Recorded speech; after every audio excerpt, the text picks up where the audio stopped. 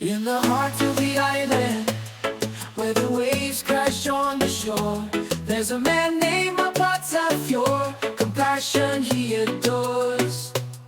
With a heart so mighty and a spirit so true,